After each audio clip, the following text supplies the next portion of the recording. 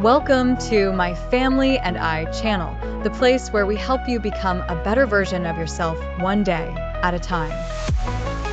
In today's episode, we will be discussing generational wealth, what it really means to plant a seed today that will grow into a tree that somebody else will sit under tomorrow.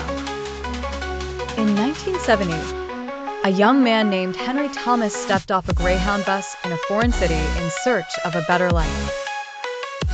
He arrived there with only 2 shirts, $50, and a head full of ambitions. He grew up in a small town where opportunity was very rare, but instead of Henry allowing this to weigh him, he determined that he must achieve the life he desires for himself. Henry, everyone told me, get a job, keep your head down, but instead I asked myself, what if I build something instead? So, Henry got a job as a janitor at a downtown office and was very efficient because of his determination to succeed. He saved every penny he got from his janitor job.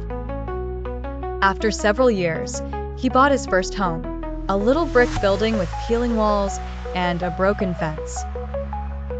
He also opened a small shoe business for himself, which brought in some of the cash he used in renovating the house for renting. After renovating the house, he rented it out to tenants, and this also brought in its cash flow.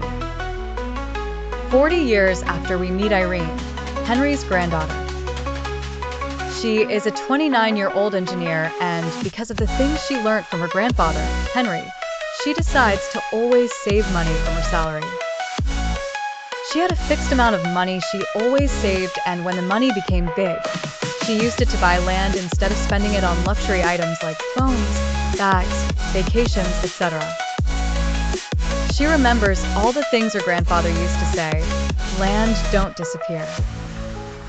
Irene thinks to herself that she wouldn't just like to own a land, but she would also want to build on the land like her grandfather did. As you can see, Irene didn't just inherit properties from her grandfather, but she also inherited his mindset. This is the real root of generational wealth. It is not just passing down properties to the younger generation, but also teaching them how you acquired your wealth and the sustenance of the wealth. You pass down the mindset that made you reach the level you are. Generational wealth is like a relay race. Each generation has to run their own race.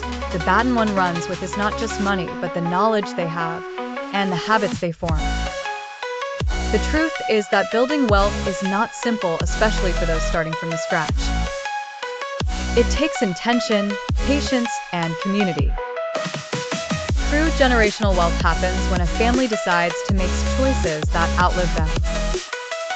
They choose to invest their money, educate their children, and also to choose their circle carefully. Back to Henry's old house. The house is still standing, though under renovation. It has new tenants. Irene visits the house most of the time to collect rent from tenants and also remind herself to always make investments that will outlive her instead of spending her money on the latest trends. To create generational wealth, a family has to teach the younger generation discipline, financial literacy, and ownership. They also need to teach them that wealth isn't fast to avoid being scammed.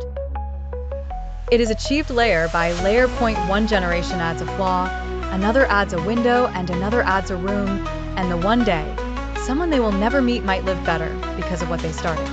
Thank you for listening to My Family and I channel. If today's episode inspired you, please like,